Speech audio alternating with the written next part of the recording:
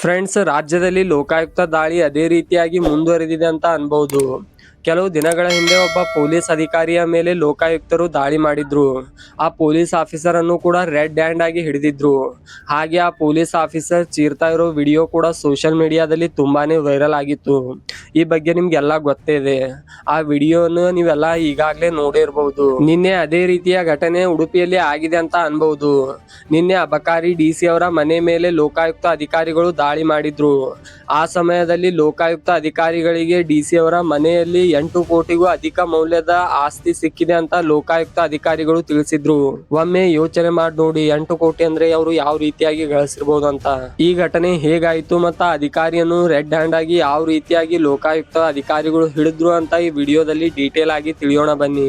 ನೀವೇನಾದ್ರೂ ನಮ್ಮ ಈ ಪಯಣ ಯೂಟ್ಯೂಬ್ ಚಾನಲ್ ಇದುವರೆಗೂ ಸಬ್ಸ್ಕ್ರೈಬ್ ಮಾಡದಿದ್ರೆ ಈ ಕೂಡಲೇ ಹೋಗಿ ಸಬ್ಸ್ಕ್ರೈಬ್ ಮಾಡ್ಕೊಳ್ಳಿ. ಮಂಗಳೂರು ಲೋಕಾಯುಕ್ತ ವಿಭಾಗದ SP ಆದಂತ ದಿನೇಶ್ ಕುಮಾರ್ ಅವರ ನೇತೃತ್ವದಲ್ಲಿ ನಿನ್ನೆ ಈ ಅಧಿಕಾರಿಯವರ ಮನೆ ಮೇಲೆ ದಾಳಿ ಮಾಡಿದ್ರು. ಆ ಅಧಿಕಾರಿಯವರಿಗೆ ಸೇರಿದ 15 ಭಾಗಗಳಲ್ಲಿ ನಿನ್ನೆ ಈ ಲೋಕಾಯುಕ್ತ ಅಧಿಕಾರಿಗಳು ದಾಳಿ ಮಾಡಿ ಪರಿಶೀಲನೆ ಕೂಡ ಮಾಡಿದ್ರು.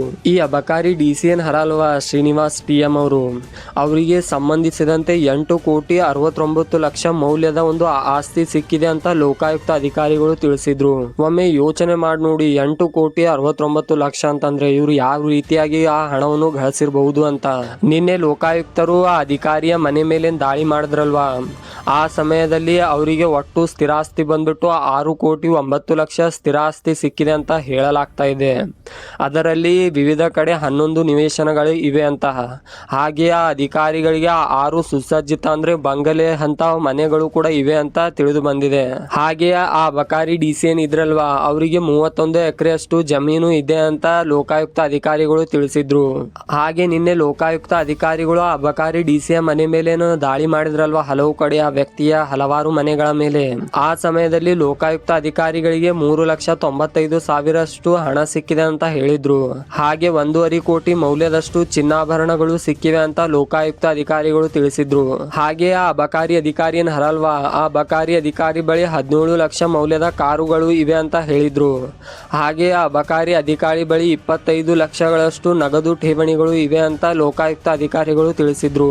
ಹಾಗೆ ಅಬಕಾರಿ DCN ಹರಲ್ವಾ ಅವ್ರದ್ದು ಹಲವಾರು ಮನೆಗಳೇನವಲ್ವಾ, ಆ ಮನೆಯಲ್ಲಿ 72 ಲಕ್ಷಗಳಷ್ಟು ಮೌಲ್ಯದ ವಸ್ತುಗಳಿವೆ, ಗೃಹ ಬಳಕೆಯ ವಸ್ತುಗಳಿವೆ ಅಂತ ಲೋಕಾಯುಕ್ತ ಅಧಿಕಾರಿಗಳು ತಿಳಿಸಿದ್ರು.